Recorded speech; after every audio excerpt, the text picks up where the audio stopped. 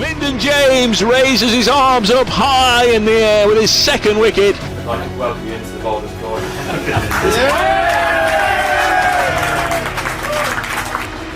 Wonderful moment for Lyndon James. Lyndon James has gone big towards the Larwood and Low stand and over the top of the stand and into the car park. And that is Lyndon James's 50. A very good knock. He stepped up. Lyndon, welcome to our first Moments That Made Me, a series really where we're looking at you in a Notts shirt and some of those memories that you hold dear over the last however many years that you've been playing first team cricket here. We'll launch straight into it and ask you to play your first memory in a Notts shirt which you've chosen. Borthwick comes in and bowls, and James is there. He plays it through mid-wicket and punches the air with delight as he races back to the striker's end. He's run 2, he's going to run 3 here. He moves on to 102 and a big punch of the air as he gets to the non-striker's end. Applause from Scott Borthwick, applause from Ben Slater. 102 in 194 balls and 13 fours. What sort of comes to mind when you first watch that back? I don't know when the last time you would have watched it back, probably not for a while. I don't know. Yeah, obviously, it was obviously very, very special. I just think more the fact, like, the first year I properly played in 21, I got close a couple of times, gave it away. I remember Lancs here, I got 90 odd, spooned one to mid-off. I think against Worcester I was on 80 odd and I just spooned one to extra cover or something. So it was a bit of a weight off the shoulders more than anything. And obviously, special because Mum and Dad were there. So yeah, just real fun memories. Because of the moments that you had before where you got sort of close and not quite got over the line, were you particularly or more nervous in that instance than you might otherwise have been? Yeah, I was very nervous. Like, I remember, I got into the 90s, I think Potts came back on, and I hit him like off, like, I don't know, like in the air, like through extra cover, like head high. Luckily, we didn't go to hand and went for 4. And I remember, I think Slats came down and said, like, all good, like, just chilly beans. It was actually probably good that I was back with him, to be honest. And then as soon as, like, you know, Borthwick came on, I thought, like, I'm close here, like, and yeah, luckily just put one on my legs and managed to clip it away and off I went. You talk about Slats being in with you there. I think a partnership of 225. You won that game in the end, incidentally, by an innings, so a comfortable win, but how special was it for him to be at the other end, given the relationship that you'd built over the last couple of years? Yeah, real special, and obviously that was his first double 100. What did you say, 220 odd partnership or something? So yeah, real special. I think, like, obviously it's amazing that this was my first 100, but that was one of my favourite wins in 4-day cricket. It was definitely being top 3 or 4, and I think we ended up beating them by an innings in 3 days, and Durham probably one of the strongest sides in Division 2 at that point. So I think we really stamped our mark on the division. I think it was early season, maybe 3rd game. So it just feels really good, obviously, when you do well and contribute to such a good win, I guess. And talk to me about how you sort of saw yourself, I guess, as a cricketer at that point. I think you batted at 5 on that occasion. You've gone through the order a little bit over the last couple of years, but given that we'll have some memories with the ball coming up, at this point, were you sort of like, I'm a batter that bowls a bit or contributes with the ball, or a genuine all-rounder? What sort of your mind frame then? I probably was leaning more towards still a batter that bowled a bit. I mean, obviously I bowled in 2021, but obviously got injured kind of midway through the season, so kind of just became a batter for that back half. I always said that even at this point, I wanted to marry them both together and make sure they were as close together as they could be. I probably wasn't quite there with my bowling at this point, especially in this season. I think my back went even earlier this year. So yeah, I probably was more of a batter, but I guess as the years have gone on, I don't know if it's my bowling's got better or batting's got worse, but I feel like they've kind of got a bit closer together. And this is obviously part of a promotion season, as you mentioned there. How special was it to be a part of a team that got promoted back to Division 1, where you want to be playing, particularly as someone that I guess grew up wanting to play Division 1 cricket for Nottinghamshire? Yeah, it was incredible. I mean, it was obviously very strange after 2021 because, having to play Division 2 after the year we had in 21 was obviously a bit of a kick in the teeth. But I think we just had a real strong side at that point. I think we had batters scoring runs.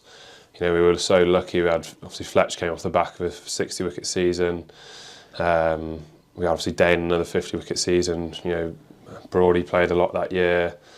Ledge, and Pat obviously had a great year, taking 50 wickets. So it felt like everyone was contributing and playing their best cricket at that point. So And obviously, again, obviously it's Division 2, it's not Division 1, but to string a run of 14 games and be top of the table at the end of it is still pretty special.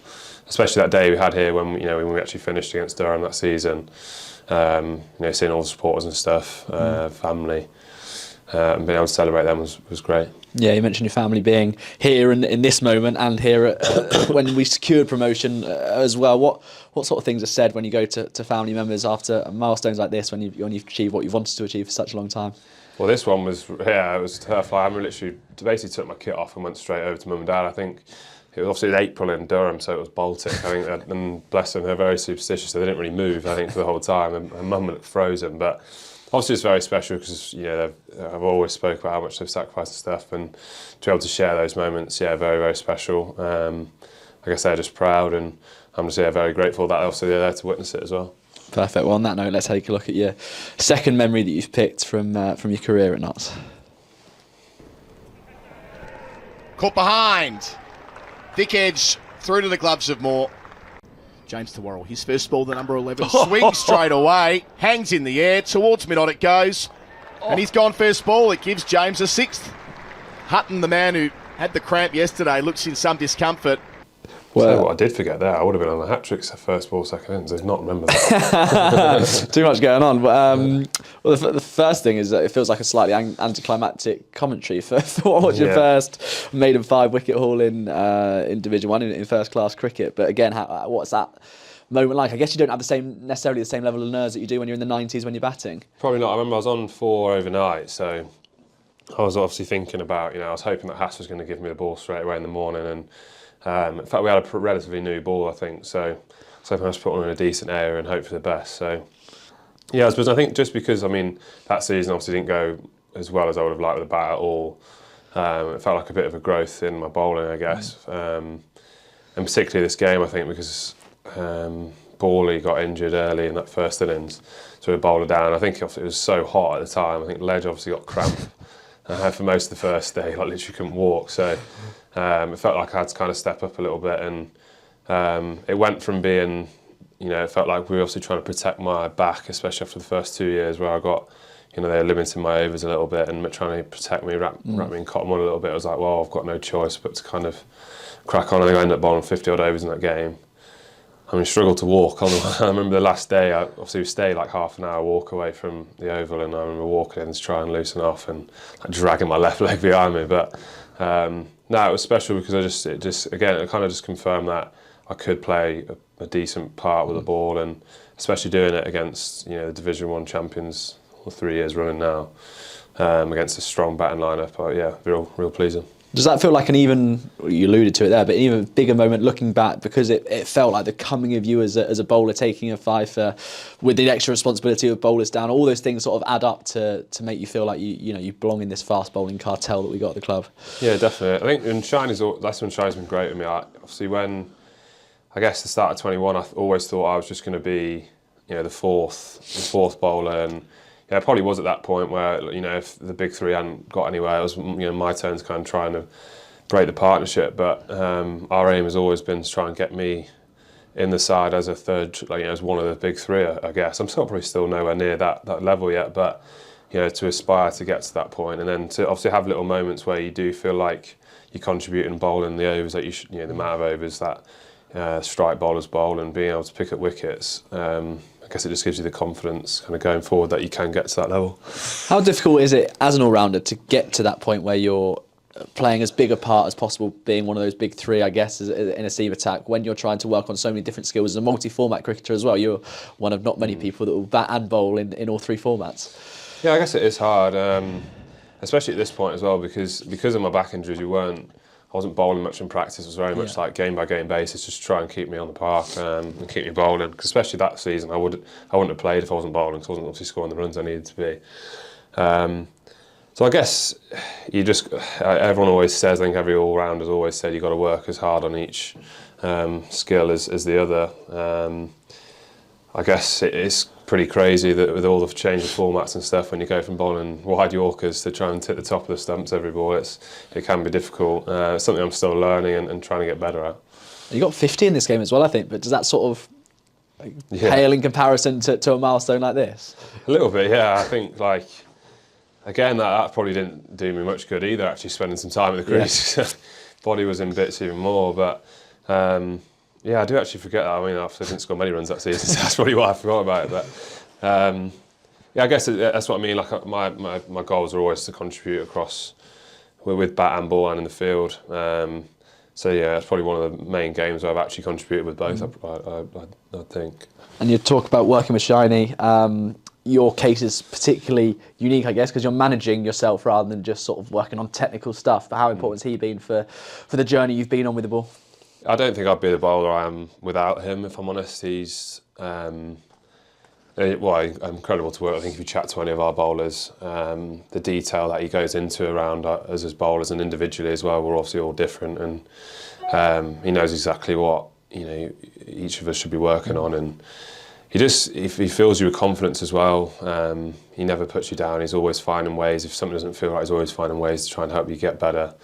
And obviously he's got so much energy for bowling. He just loves bowling, and all those years, obviously, he worked with ECB, working with so many different bowlers. Feels like his knowledge is to such a high level that you just want to spend time and talk bowling with him. Brilliant. Let's take a look at the third moment that made you. It's your full county cap. I'm sure everyone here is really proud of you. You should be really proud of yourself as well. Once you come through the academy, you're not sad through and through. And since you made your debut in 2018 as a 19-year-old, you've gone from strength to strength. And ultimately, this is a reward for a level of performance that you put in consistently over the last few years. So we're really proud, mate. And it's been a wonderful journey so far. Really excited for what's next as a cover cap player. To remember that speech is remarkable, by the way. I don't know if he'd have properly rehearsed that before, but very, very good. How much are you able to take in of what he's saying in that moment? As soon as sort of attention turns to you, I guess, and people start looking towards you, and I think your family are probably in that huddle, aren't they? But yeah, as soon as you realise that it's about you, are you able to sort of take in what's happening in the moment? I remember getting really nervous. I saw, obviously, mum, dad, brother, girlfriend all came onto the pitch, and at first, what's going on here? But then, I just remember, obviously, before, I remember when Slats, Tom, Ledge, all got theirs. I remember, obviously, family turning up, and straight away I knew. I was just shocked more than anything, I think. I was like, I was still only 25, and still doesn't really feel like I've played that much, I guess. So, yeah, it was more of a shock more than anything. But then, obviously, just immense pride, I guess, once Hassad spoke and had a bit of time to obviously just think about what had just happened. Yeah, it was just immense pride. It's just very strange though, because obviously it all happens very fast. Like, you get given your cap, I had a quick photo with the family, hugged my missus, and I'm like, right, I've got to go warm up now. So you're gone. So it was probably more that night, I think. I had a shower after the day's play, sat in the dressing room and just wow, that's actually just happened. So yeah, very special, especially obviously just having come through knots my whole life. I think obviously very special, something you almost want to aspire to achieve. Do you remember the time when you sort of realised the significance of a county cap, not yours necessarily, but when you sort of understood, okay, well, when someone gets that, it's a big deal? Yeah, I remember when I first played, obviously, we had the gold stag and then the coat of arms, I think it was. And to be honest, I always wanted that coat of arms. I remember probably Fletch, Moore, their caps that had, it's almost that when they're covered in beer, champagne, sweat, and there's just so many memories in those caps. So it's one day you want one of those for yourself. So yeah, very, very special to obviously get it. I guess it probably took a bit of time to realise how much they do mean, and it's a bit like Hass mentioned there, you feel like you had to contribute for a period of time, and I guess to get that recognition was very proud. I mean, you mentioned the fact that you came through the academy here, and it feels a little bit cliche because we ask you probably this question quite a lot, but how much does it mean for it to be for the club that you come through playing, I guess, since about the age of 9 or 10? Yeah, very special. I think just that, obviously as a kid you aspire to play for England and stuff, and I still have aspirations to do that one day, but below that is as growing through Europe, coming from your home county and playing for your home county, I think that up there is to achieve as much as you can with that, with your home side, and individually to have got my county cap is very special. I think there's a lot more that I want to achieve with the club, and obviously individually and as a team. Silverware to be won and across all formats. Because then whenever you do hang your boots up, you can look back and go, obviously that was incredibly special to hopefully win trophies, but also to do it for a club that obviously means a lot to you would be very, very special. Yeah. And you're in a unique position now, still being young and hopefully relatively early in the career, but you're seeing people sort of follow the path that you've trodden over the last couple of years, from Freddie and Farhan over the last season, but then Sam Citron, Tom Giles, Travis Holland coming through onto the staff this year. Do you even think about the fact that you were in their shoes at one point when you see them, or is there stuff that you see in them where you can reflect on your own journey? Yeah, it's just crazy how fast time flies. I still remember all of those names when they were, tiny. Yeah. I mean, that's where you say now he's still young. I don't feel it. But obviously, it's very special to see. I think there was obviously felt like there was a bit of agenda against the club. When I first started, that we weren't producing our own players, and so to see players now contributing and playing for the club, and young lads in the academy getting signed on and performing well in the second team, and obviously building their way into the first team. I think it shows that we do have we've got an incredible academy system here, youth system here, obviously led by Matt Wood, and shows that we've got some really good cricketers around the county that are from Nottinghamshire, and hopefully they can continue to contribute over a long period of time. And you've spent 5-6 years now in the first team environment. How do you feel like this squad and this group is equipped to take on the challenges that's presented to it in all three formats? Division 1 cricket clearly that was retained last year. How do you think the group can cope with that and meet the expectations that they're given? Yeah, I think it's really exciting to us. I think we've got a really exciting squad. A lot younger squad, I guess, than I've probably been involved in for the entire time I've played. Slats is the oldest player, which I love reminding him of, and he's only 33, I think. I best get that right. So yeah, it's really exciting. I think the signings we made over the last couple of years, obviously bringing in players that obviously were experienced, but also still very, very young, and it feels like we're building a squad that can challenge for all three formats. It might not happen next year, it might happen in 2 years, but it feels like if you can keep this strong core group of players together for a long period of time, I think we could be successful. We've got some really exciting cricketers. For example, we've got Tungy coming back this year, who almost feels like a new signing. Obviously, not unfortunately being injured last year. So obviously the Lordy being signed at the back end of last year. He seems like a great find. Bowls good pace and bat. Farhan obviously coming signed as well. There's so many people now. If we keep moving in the right direction, I don't feel any reason why we can't be challenging in the near future. I don't want to put you on the spot too much, but out of those three that you've highlighted as particularly big moments in your career, would you have one of these that sticks out as being top of the list?